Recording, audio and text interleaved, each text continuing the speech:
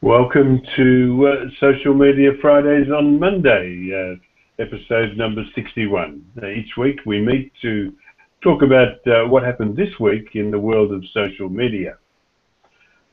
If you'd like to discuss any topic on social media, you can add a post to the Social Media Fridays community on Google+, and you can even join us to talk about it in this recording.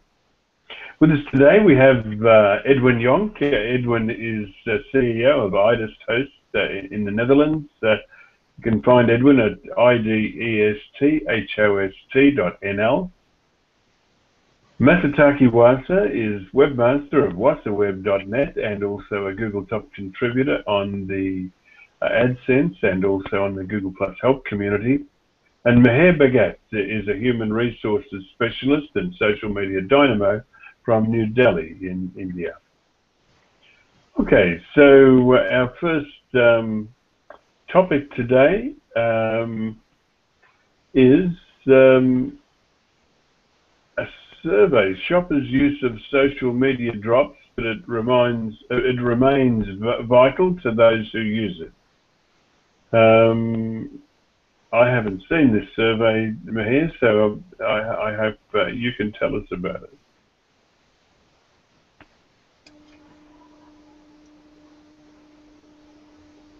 Yeah.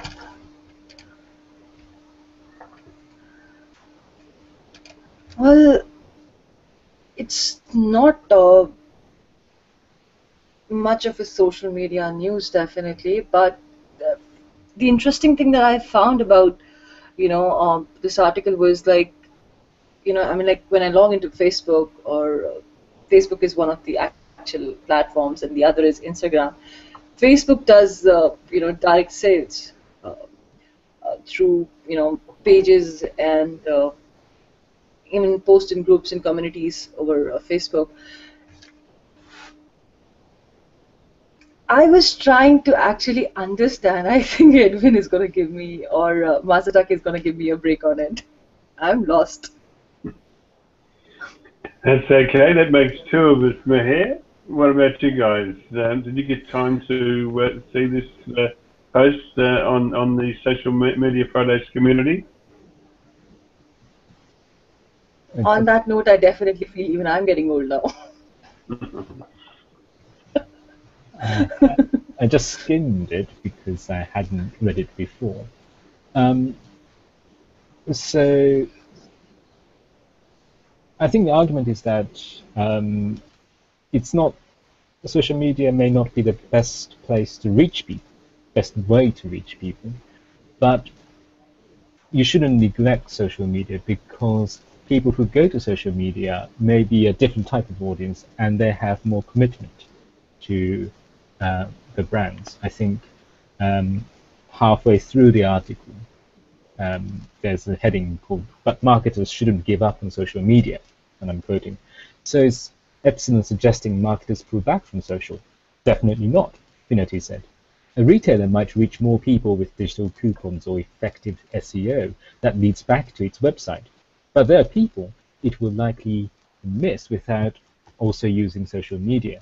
And those people might convert at higher rates than the people who say they use digital coupons or business websites for shopping. End of quote. So it may not be the highest volume, but it is certainly the high impact and higher conversion. I think that's the argument, as I understand it. So, of course, you have to have an array of different strategy to reach different types of audience. And by numbers, you might think, okay, digital coupons or SEO that leads more people to my site is a better bet, therefore I should concentrate on that. But that may not be the right way to think about it, that you have to keep your diversity in terms of traffic sources and in terms of reaching potential audience. I think that's the argument. So don't be led by the figure that might suggest one thing. You have to look into it because people's shopping habits are very complicated, how people reach a decision to buy something is multifaceted, tortuous, and complicated. What I could actually make out of this study was initially my first impression was, uh, see, social media, when you actually, for example, let's take Facebook or Twitter in that case, or Instagram, I'm buying something and I post about it. It automatically develops a trust in that product or a service that I'm buying from when it comes to an e-commerce cart or anywhere, online platforms, right? So I think the e-commerce platform for at least India that I can talk about, the change that I've noticed initially when e-commerce platforms started showing up, people didn't have that much of trust in them, right? But as soon as they started posting, I mean, like they got into Facebook, people start buying and posting reviews on Facebook, on other platforms. The trust was built, and that trust has now moved on directly from a social network to e-commerce platform.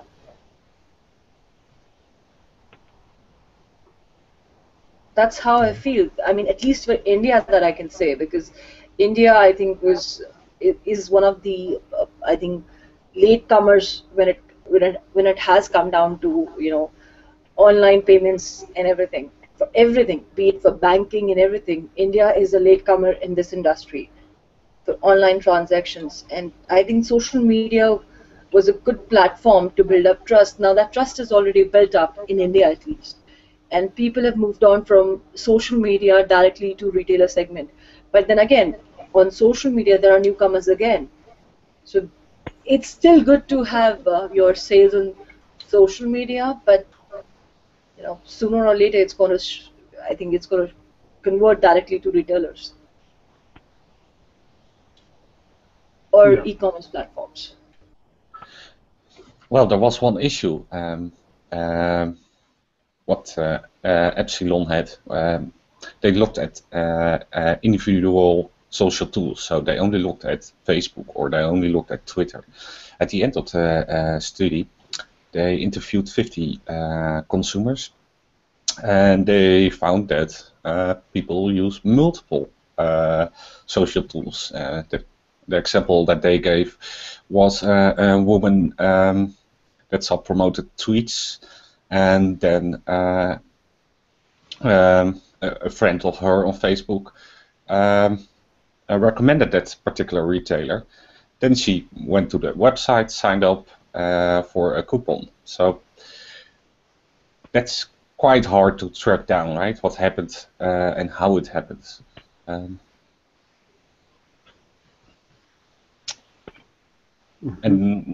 they don't give a solution to that.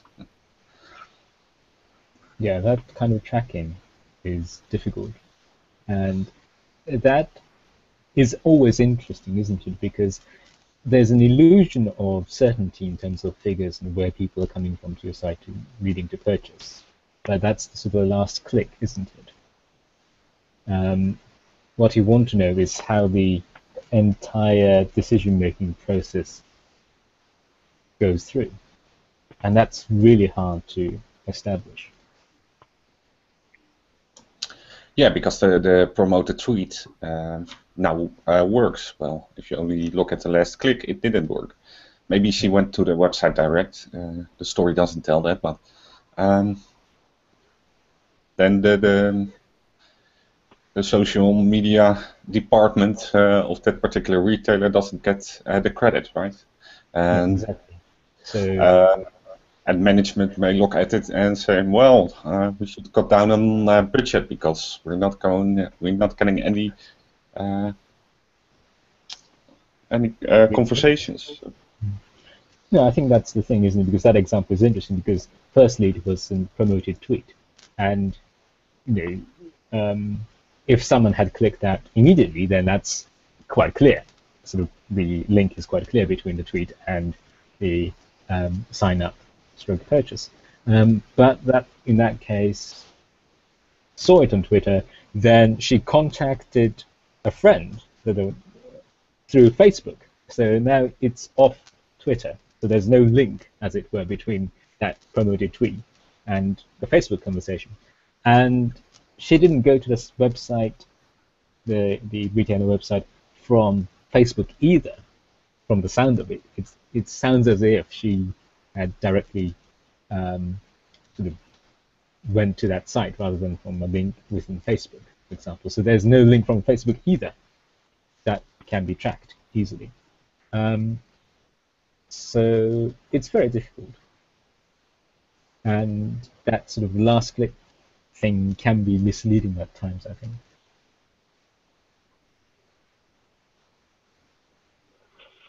Mm-hmm.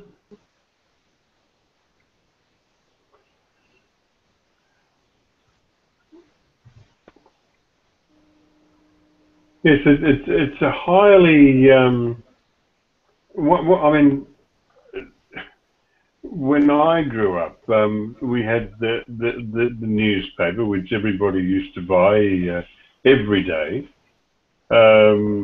and television, and we were our wants and needs were shaped by television. But that was, and of course you had word of mouth. But that was basically it.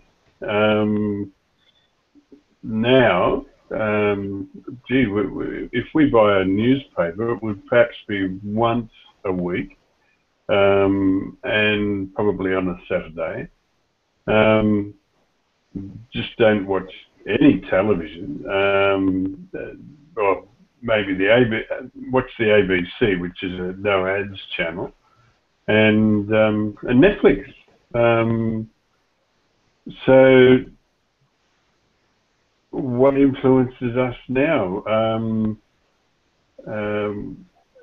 We go to social media, but like there are some people who use Google Plus that wouldn't use Facebook.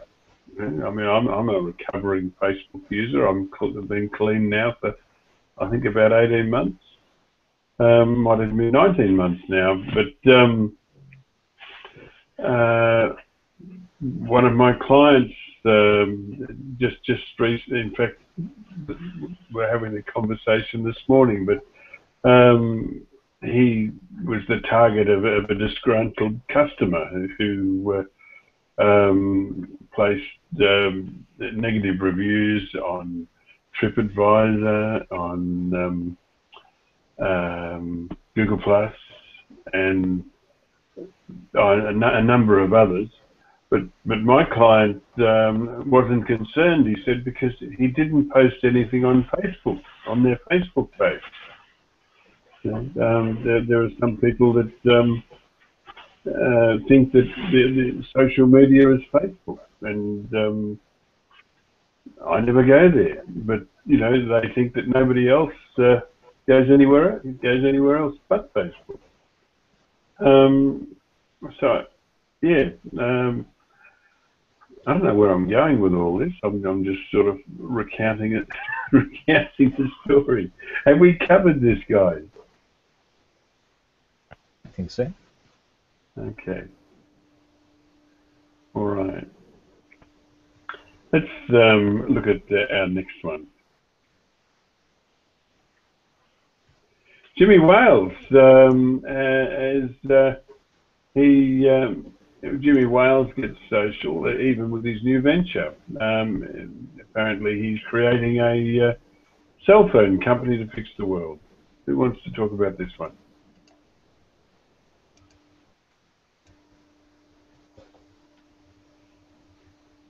Not really. It's just I think a news update. Like IT guys go telecom. That's it. He's social on Wiki. He's getting a cell phone company. That's again social. I mean, 10% of your billing goes to a charity purpose. That's good. At least someone is thinking of charity.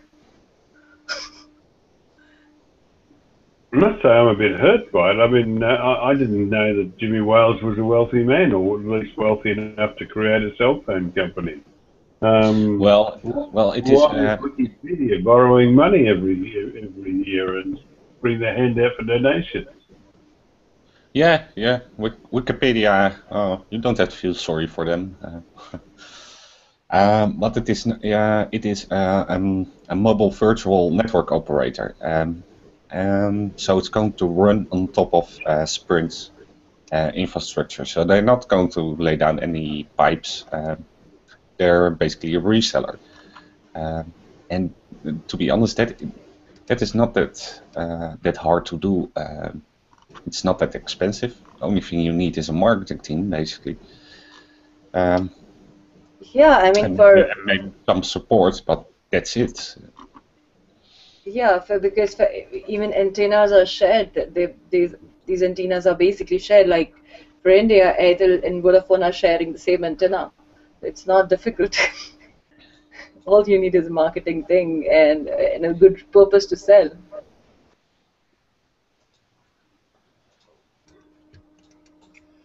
I mean, they're giving what?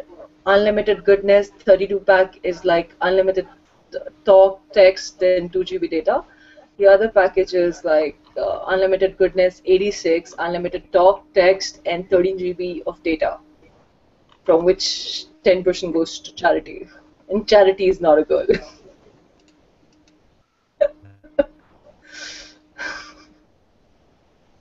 Okay.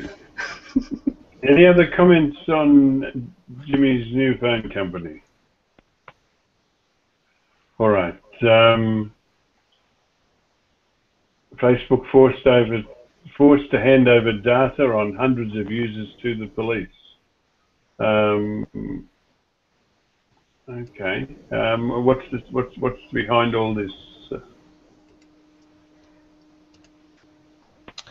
Well, this is about social security fraud. So people that say they have disability, but then there are Facebook photos where they're riding ski jets or jet skis or whatever. So the authorities want to use those pictures as to prove that they lied about their disabilities.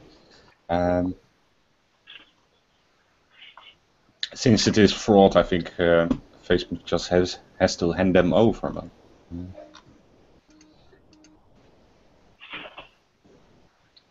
Actually, here in the Netherlands, we had an interesting case. It was about revenge porn, and the user after an hour, the user deleted everything on Facebook. So in court, Facebook said that they don't have any data of that particular user, and now the court asked Facebook to have an audit by a third party on their servers. So it's going to be quite complicated. That's going to be interesting. Yeah, especially because they could say, well, the servers are in the US, and yeah, I don't know what's going to happen, or they just magically come up with the data. I would be surprised for that too. Yeah, in this case, it's interesting, isn't it? Because it's social security fraud, and something similar happens in Britain as well. That people say that they have some condition that prevents them from working, for example, and yet they're seen running a marathon. What I think the authorities do here, as far as I'm aware, is that when they get informed of these, because a lot of it is that is about people grassing up other people, is they would then put a surveillance on the target, as it were. I don't think they can use the images on Facebook, for example, as evidence. They will have to build their own case by surveillance and other means, I think. I may be wrong, but I think that's how they do it here. So they can't just go and say, look, Facebook, give us all the data, and we'll build a case on that. I think they would take the information from Facebook, and then they would have to build their own case. but a Yes, million. yes. It is. I think it is complementary to the to other evidence. Yeah, so that's interesting because I'm not so sure how they're going to use the data. Because the search warrants demanded the use of photos, private messages, and account data. So yeah, Well, that's quite. during the police hearing, or they can use that. They can show the photo. Like you posted on Facebook that you are jet skiing. How did you do Yeah, that? but is it a public? But the question is whether it's a public place or not. Yeah, I mean, I assume here that it is all shared private. So. Yeah, so that could be an issue. But if you're defrauding people, or if you have committed a crime, why post on social media? Because every few months we have a news, don't we, about how a burglar has been caught because they took a selfie about the burglary that they just committed, and the police just turned up a few years later. So I'm more interested in the psychology of people who are committing fraud or who have committed crime and yet post about it.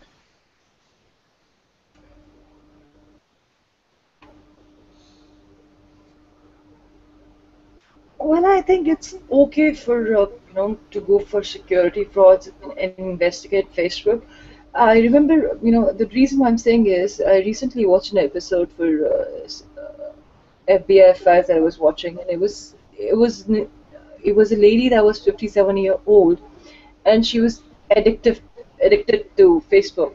Every 10 minutes she used to post, and suddenly, her Facebook wall went blank. For last 4 days, she hasn't posted anything. She's not talking to her friends, and that's where her friends found that she's like, uh, missing or something has happened. And when they tried to visit her,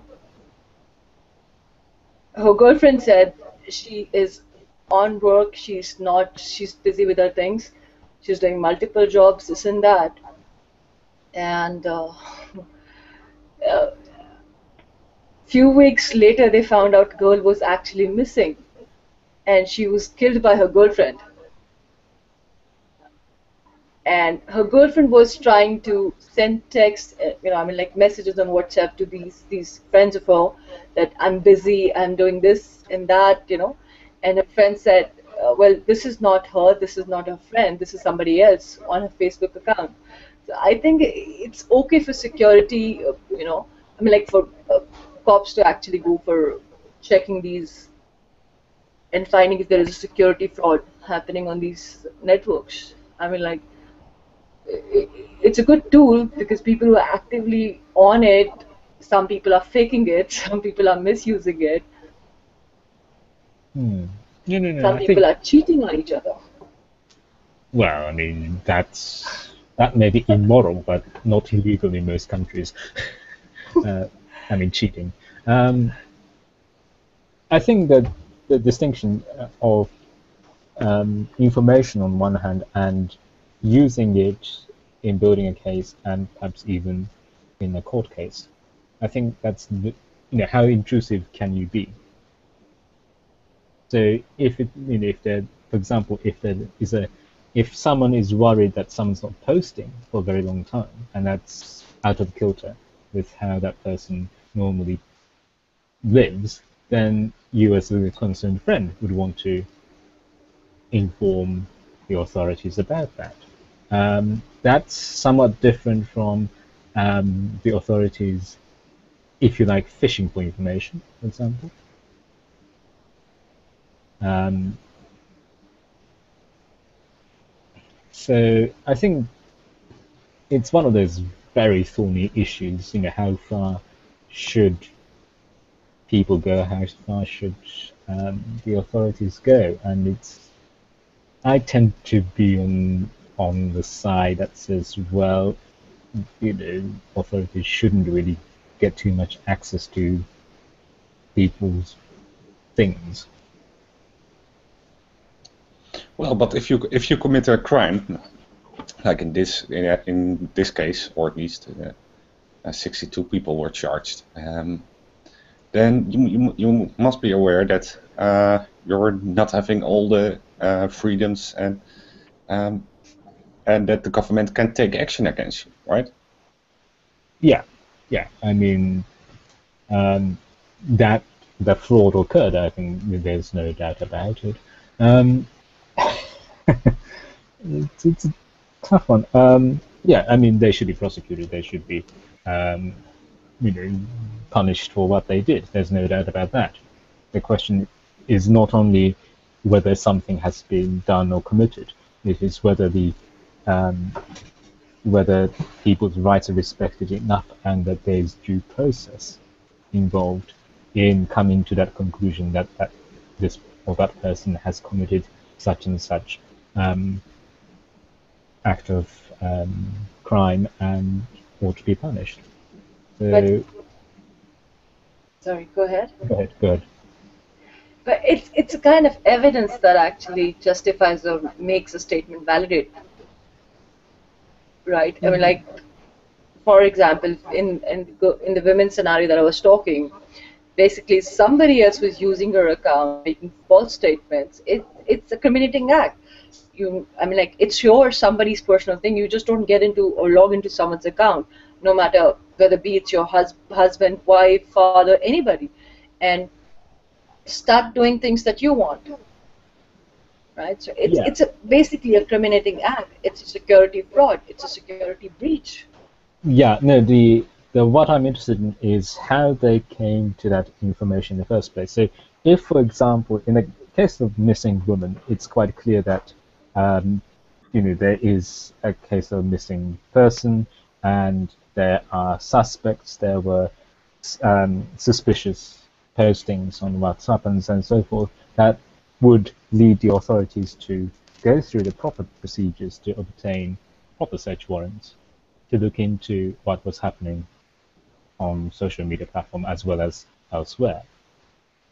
In this case, I'm not 100% sure how they got the information and whether their cases would be would stand in court without the information that they are trying to obtain from accessing these data. So it's unclear to me whether it's a phishing expedition or it's a very specific one. The fact that Facebook is saying that search warrants ought to be more specific is suggestive that they may be really casting a net quite widely. If you say X, Y, and Z, this person is observed and there are people who are witnesses to that acts that are incompatible with the disability that that person's claiming, then you could say, okay, and witnesses may come forward and say, look, they posted about this on Facebook. Then you might want the search warrant to look at Facebook because according to this and that person who have seen this, this was happening. I'm not so sure whether it's admissible because it's a hearsay. Yeah, that is indeed the complaint from Facebook in their own article. Let me quote: of the 381 people whose accounts were the subject of these warrants, 62 were later charged in a disability fraud case. This means that no charges will be brought against more than 300 people whose data was sought by the government without prior notice to the people affected. Unquote. So that is the main complaint from Facebook, that the government asked too much data.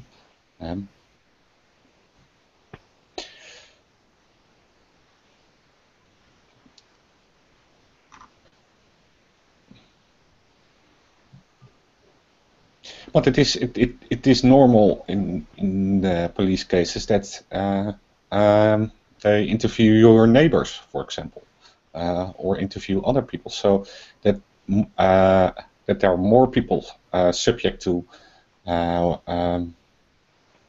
police interviews or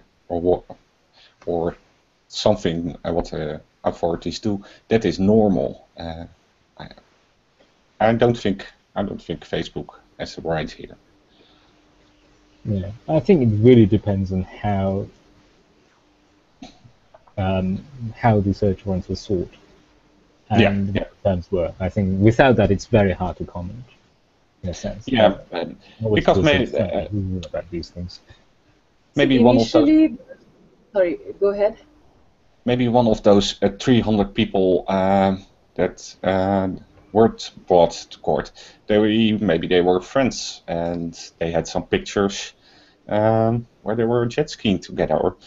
So it makes sense for the police to interview more than just the subject, the suspect.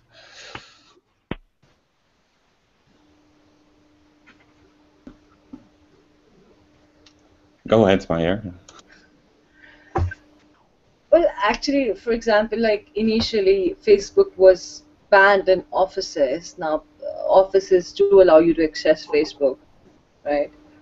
Most of the offices do allow, and it takes your Facebook account as an official entity, right? Like your email account, it does take your Facebook account as an official entity.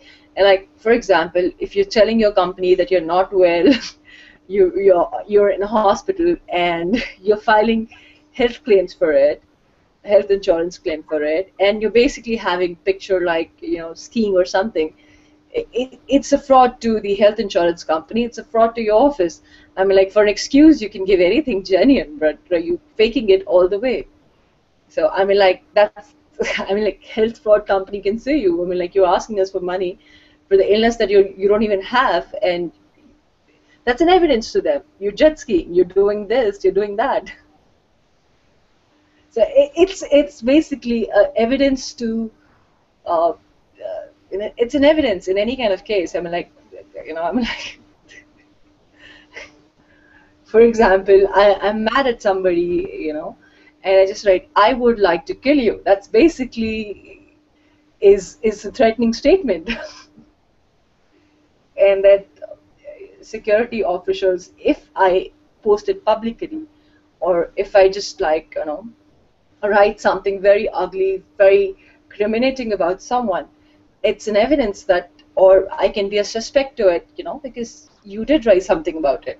You did have something to do about it. I think it's okay for for officials to actually go for this kind of investigation. And to actually obtain our data, I think it's completely fair. I'm just happy, to be honest, I'm just happy that there is someone out there who can actually tell Facebook, you gotta do this.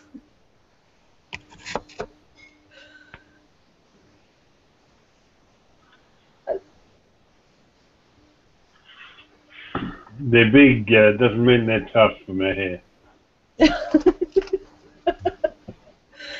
See, Facebook isn't just about 2-3 people coming online. It's about millions of people who are coming online.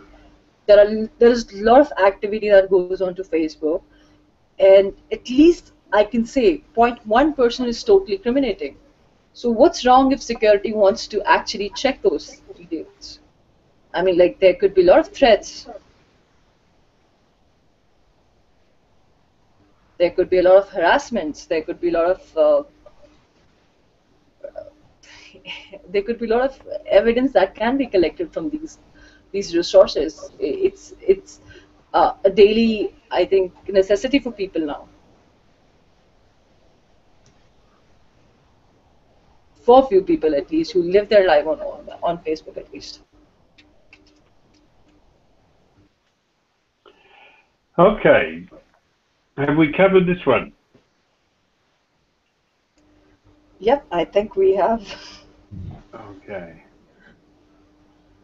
All right, 7 new features on Facebook this year.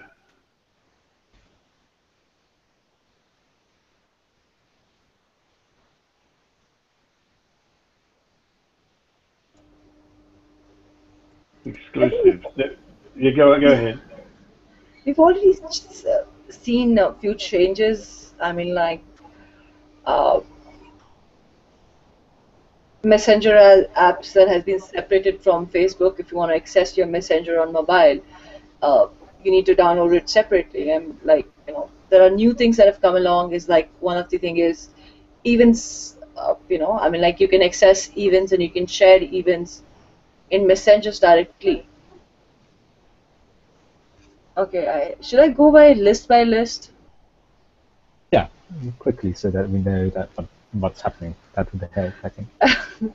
Okay, like ads have increased in Facebook. Now events is going to be showing up in news feeds. Secondly, more events recommendation in your news feeds too. I mean, that's obvious. Facebook just like junk everything. Sharing events from inside Messenger. Now you can share events from within your Messenger app. Tighter integration with Messenger. I haven't read that one. You can host. It's possible for events host to initiate a group chat for guests with guests. Sorry. This is new. Have anyone tried this with Messenger app? You can invite guests if you're hosting an event via Messenger app, Facebook Messenger app.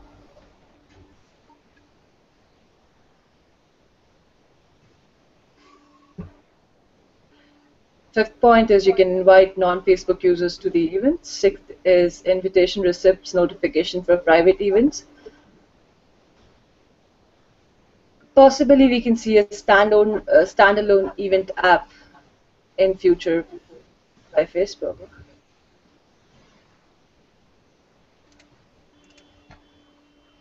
That's the only 7 new changes that I can find that is listed in this list. Well, I hope you can find more because we've got a couple of articles coming up. One on Facebook video ads and one on a new interesting feature by Facebook, which is going to really rock my world since I never go there. But this post is totally about events, isn't it? Like, I mean, wasn't Facebook app itself enough that they had to introduce a separate Messenger app? Now they want us to download another app for events in future. That's basically harassing. It's eating up my mobile space. Why can't they just build up in one package and deliver? Why do they want me to have 3 different apps for it?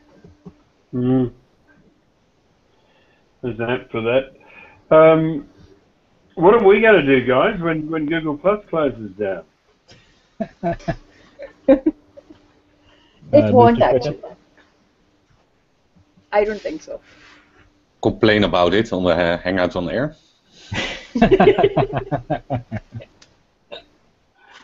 All right. Here's another article posted. Facebook and its new video ads. Video ads are coming, so look out YouTube. I don't think so.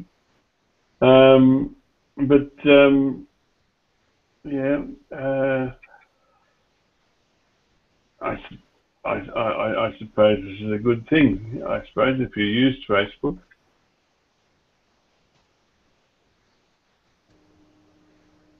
Edwin uses Facebook a lot. Why not ask Edwin about it? Because I think I'm anti-Facebook. I'm getting too much anti-Facebook every day. I'm not anti-Facebook. The reason I stopped using Facebook is because it's so shallow. It's just so shallow. I mean, it's just there's just no content there. There's no meaning there. There's people. Oh no! Don't get me started. All right, let's move on to the next and. I'm going to put a moratorium on Facebook features on our chats. No, I won't. All right. We have an interesting feature from Facebook. What would it be? Restrictions on videos by age and gender. Who views videos by age and gender?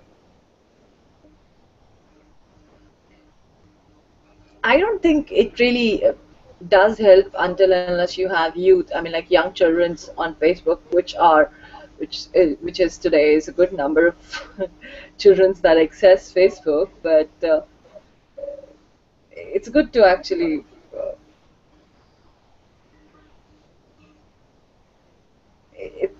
I think it's good if you're sharing some adult post or something, some weird images, some deadly images, some serious. I think horror pictures or videos. I think it's good to actually block your video or restrict your video. Yeah, well, a lot of the traffic that's getting about it really shouldn't be put in front of young people. So I think that's probably a good thing. Let's look at. Yeah, go on, Edwin. It makes sense. They already have language and location. So why didn't they have age? The gender? I don't know. Parents might have started complaining. Sorry? I said parents might have started complaining. Yeah, the age feature is normal, right? The location and language is also, it makes sense. So I don't see a problem. It's actually quite late. I don't know why they didn't already have the age as an option.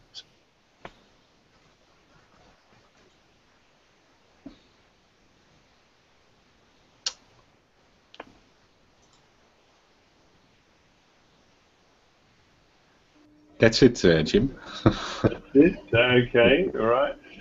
By the way, this article, I just had to add something. You know, when I posted this article yesterday, the title of this, article also had "Watch Out YouTube." That was in brackets, and the title has actually been changed. I was wondering, maybe the article writer, the author of this article, just realized while YouTube had this feature from the starting, they implemented it long time ago. It just Facebook is like, Facebook just woke up and realized, yeah, we need to have that filter too.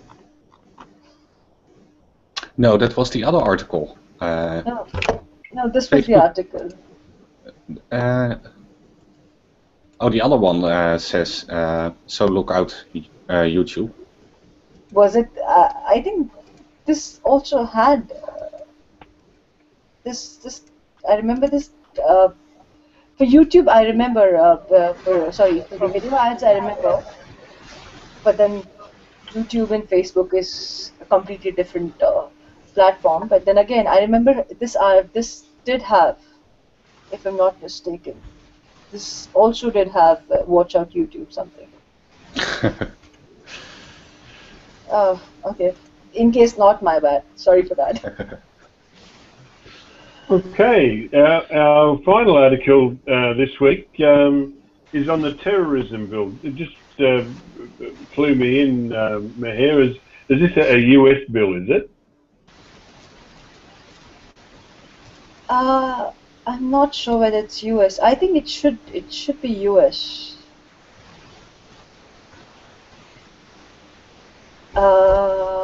Yes, it is US. Okay. Anyway, social media companies push back on the terrorism bill.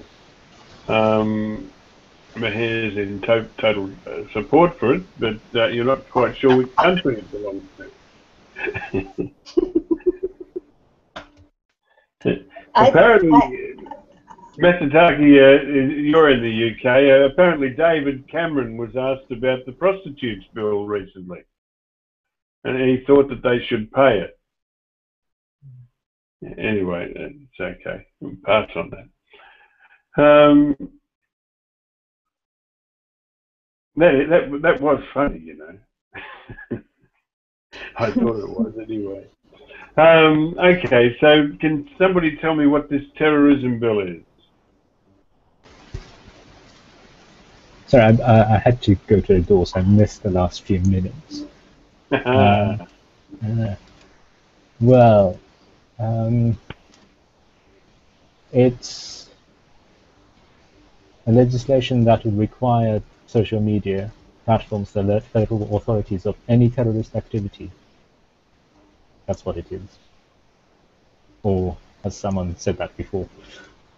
No. Well, look, I think that's a good thing, because there's a lot of impressionable young kids are being groomed and recruited via social media. So, and I think social media companies like Google and Facebook, etc., they have a responsibility to mitigate the power that these groomers have over young kids. So, you know, they don't get much sympathy from me. I think the issue, and it's raised in the article, is that what happens if the social media platform fails to inform the authorities? You know, are they liable? Are they in any way going to be in trouble for that? And where do you draw the line? Because it's a freedom of speech issue. Are you allowing social media platforms to be that body that decides what is and what is not terrorism, for example? It's a very, I think, tricky problem, because there are only sort of a couple of solutions to it. One is that social media platform becomes very, very, very careful, so they would delete anything that is remotely dangerous, because they don't want to be liable in any way for failing to inform the authorities. The other possibility is to get the federal authorities to do the job for them, which means horrible amount of intrusion. You could argue that's already happening, but I think you see the line of argument that way. So I think it's a very difficult question, because I think it does put the social media, if this goes through, it does put the social media platforms in a very awkward position, in which they will become a tribunal, as it was, of sorts, deciding what is permissible, what is not permissible, to say or to post. And that's not, I'm not so sure whether that's a good thing.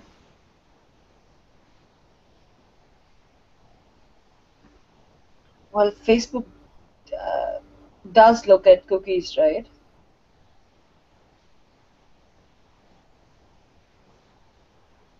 Does it? It does look at cookies, right?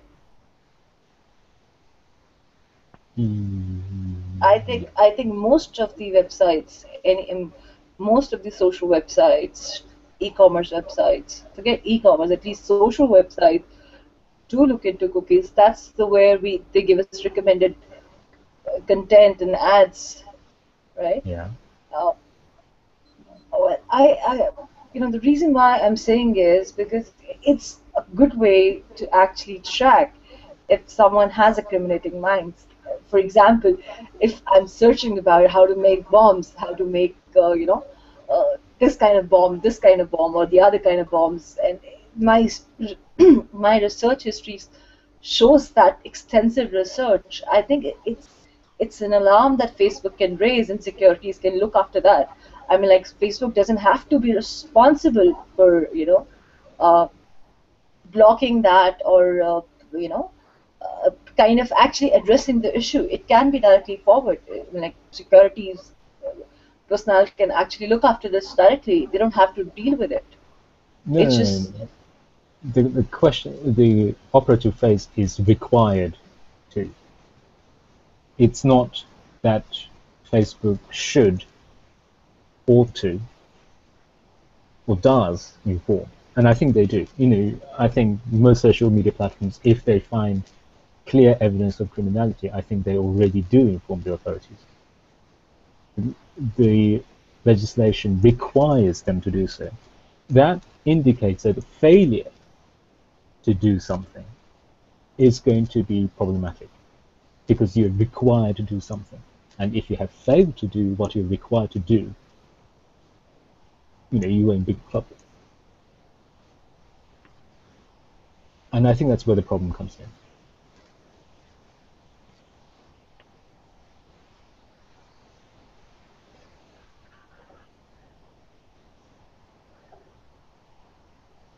There's no doubt that social media platforms should inform when people's lives are in danger, or that there are malicious things being planned. I think that's really important. That's certainly the case with something like child abuse. I'm pretty certain that all social media platforms report instances of child abuse if they come across them. But if you're required to do something, and if you fail to do that, and how are you going to ensure that? How are you going to ensure that you don't fail? I mean, that's going to be the question, isn't it? And required is the hard part, I think. When it comes to required, that has to be done, yeah, no matter what. That is a real problem, because it's not 10 people, it's not 50, it's not 100, it's millions of people who actually are on Facebook, and to track every single interaction to find if there's something that is like falls into this category. It's hard, and but what? Yeah, go ahead. I think they can have filters for it. They can work on filters.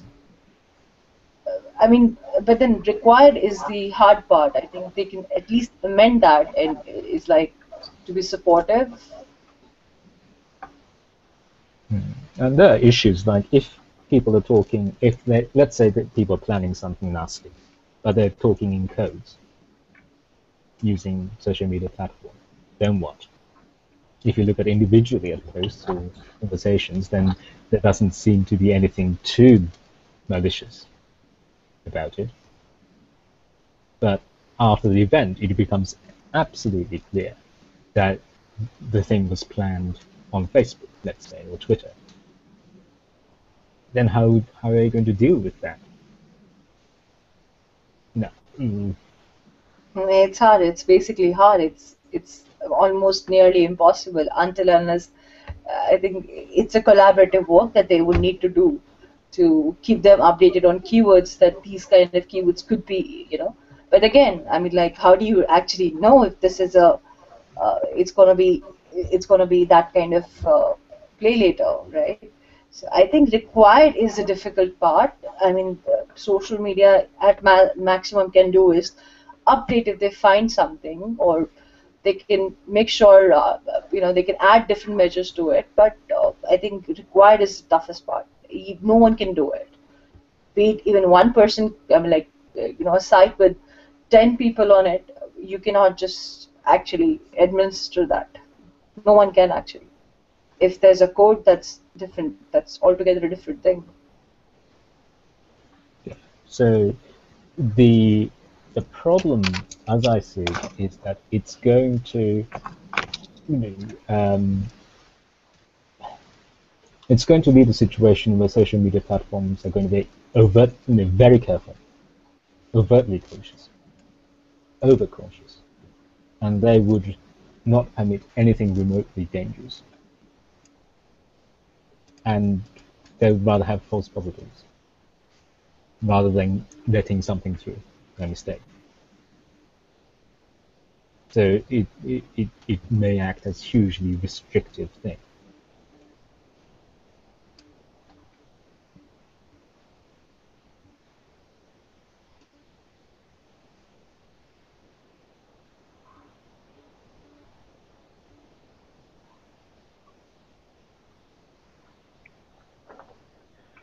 Okay. I think that we've addressed this, and I'm glad that we just established where the terrorism bill was being proposed and debated. Is it time to click that last button, guys? I think so. I think so. Okay. Well, so we're at the thank you for watching stage, and thank you for your interest in what we do. We'll be back at the same time next week to do it all again. Don't forget that you can post your own articles and topics in the Social Media Fridays community on Google+.